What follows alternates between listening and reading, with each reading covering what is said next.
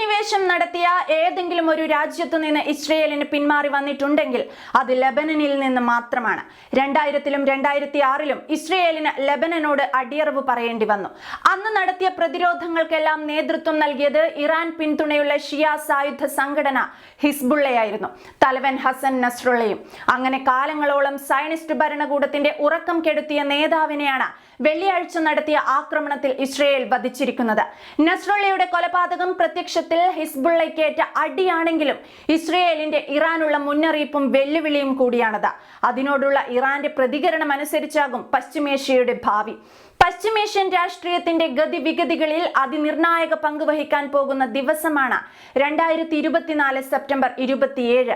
അന്നാണ് ജീവിതമുടനീളം ഇസ്രയേലിനെ പ്രതിരോധിച്ച അതിനൊരു സംഘത്തെ തന്നെ പ്രാപ്തമാക്കിയ സയ്യിദ് ഹസൻ നസ്രുള്ള എന്ന ഹിസ്ബുള്ള മേധാവിയെ സയനിസ്റ്റ് ഭരണകൂടം വധിച്ചത്.